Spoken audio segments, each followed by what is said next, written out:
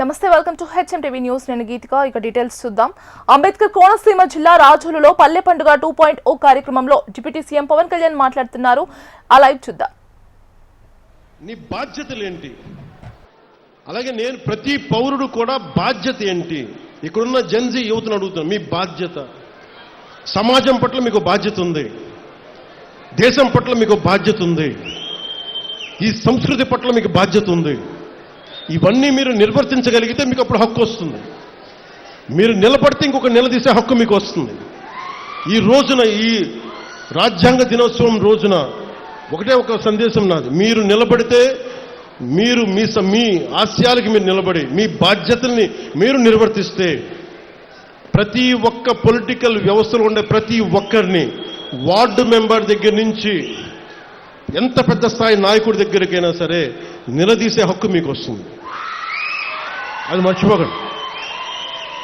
ఇది నేను ఎందుకు ఇంత ధైర్యంగా చెప్తున్నా మేమందరం కుటుంబ ప్రభుత్వం తరపున అంటే, మేము ఈ దేశం బాగుండాలి. ముఖ్యమంత్రి గారు కూడా పదే పదే చెప్తుంది, అసలు మనకి ఎవరన్నా డబ్బున్న వాళ్ళని కొంతమంది దత్తత తీసుకోండి.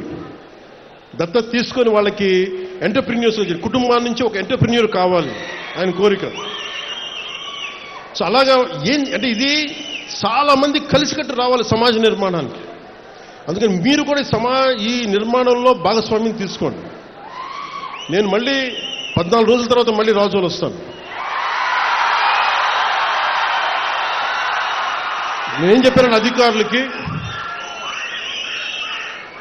కోనసీమకి ఒక కాంప్రహెన్సివ్ ప్లాన్, ఒక సమగ్రమైన విధి విధానాలతోటి ముందు రైతాంగానికి, కొబ్బరి రైతాంగానికి కావాల్సిన విధి విధానాలతో ఒక ప్రణాళికతోటి 45 రోజుల్లో వస్తాం పండగ తర్వాత.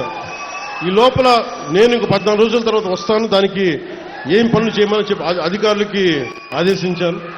అలాగే మీకు కూడా మీరు నన్ను పని చేసుకునే వెసులుబాటు ఇవ్వండి. చాలు, నాకు 2 ఇవ్వండి. మీరు నాకు పనిచేసే వెసులుబాటు ఇవ్వండి. 2, 15 సంవత్సరాలు ఒక కొబ్బరి చెట్టును కాపాడుకుంటే అది ఇంటికి పెద్ద కొడుకు అంటారు.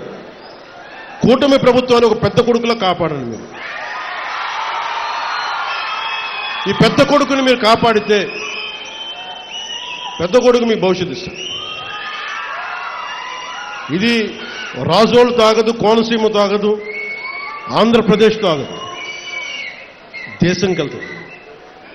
మీరు అంటే అదే చెప్తున్నాను, రాజోలు నుంచి మొదలైన ప్రయాణం పైదాకా వెళ్ళాలి. మీ చేతుల్లో ఉన్నది. నాకు ఇవ్వగలిగేదల్లా, నేను మిమ్మల్ని నమ్మాను, మీకోసం నిలబడతాను. నేను అద్భుతాలు రాత్రికి రాత్రి చేస్తానని చెప్పను.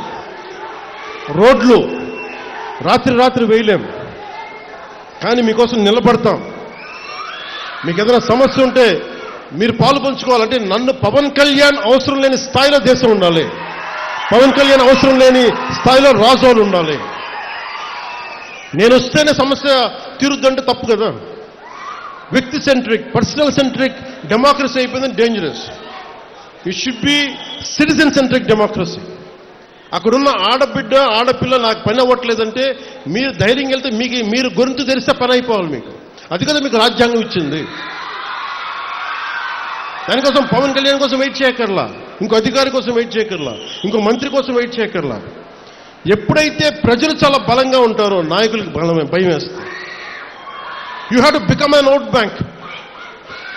ఇప్పుడు చూడండి, గత ప్రభుత్వం మళ్ళీ ఏం మాట్లాడుతున్నారు, మేము భవిష్యత్తులో ఇవి చేస్తాం ఉన్నారు. మీకు 5 సంవత్సరాల సమయం ఇస్తేనే మీరు ఏం చేయలేకపోయారు. రాష్ట్రాన్ని ఇంత అస్తవ్యస్తంగా చేశారు. ఇంకొకసారి మీరు వస్తే ఏం జరుగుద్ది? అదే వద్దని చెప్పి మనం ప్రజలు పక్కన పెట్టారు. ఈ రోజుకి వాళ్ళు తీర్థాన్ని మార్చుకోవట్లేదు. చాలా తక్కువ సార్లు గత ప్రభుత్వం గురించి మాట్లాడతారు.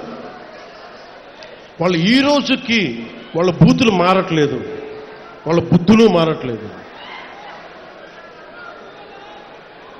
నేను ఇంకా మీరు సామాజిక మాధ్యమాల్లో తిడుతూనే ఉన్నారు. మళ్ళీ ఇంకొకసారి హెచ్చరిస్తున్నా. పిఠాపురంలో ఒకసారి చెప్పాను మీకు,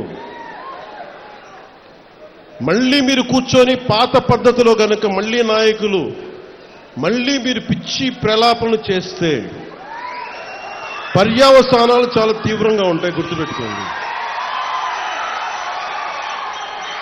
మిమ్మల్ని మీరు కానీ మీ నాయకులు కానీ మీరు ఒక క్రమబద్ధంగా ఒక పద్ధతిలో మమ్మల్ని విమర్శిస్తే తప్పులను మేము సరిదిద్దుకుంటాం, వివరణిస్తాం. అలా కాకుండా వ్యక్తిగతంగా మళ్ళీ పాత పద్ధతిలో చేస్తే ఈసారి నేనే చెప్తున్నా. మీరు పవన్ కళ్యాణ్ మంచితనం చూశారు, పవన్ కళ్యాణ్ సహనం చూశారు, పవన్ కళ్యాణ్ గట్టితనం మీరు చూడలేదు ఎప్పుడు. దయచేసి అక్కడ దాకా తీసుకెళ్ళకండి, ఎందుకంటే నాకు క్షమ ఉండదు నా దగ్గర. మీలాంటి వాళ్ళకి రిపీటెడ్ అఫెండర్స్కి, క్రైమ్ చేసి తప్పించుకుందామనుకున్నోడికి, రిపీటెడ్ అఫెండర్స్కి నా దగ్గర క్షమ ఉండదు. చాలా భరిస్తాం, చాలా సహనంతో తీసుకుంటాం. కానీ పదే పదే కూర్చోబెట్టి మేము ఏదైనా చేస్తామని మీరు మళ్ళీ పాత పద్ధతిలో చేస్తే వీఆర్ క్లోజ్గా మానిటర్ చేస్తున్నాం ఎవరు ఏం మాట్లాడుతున్నారు.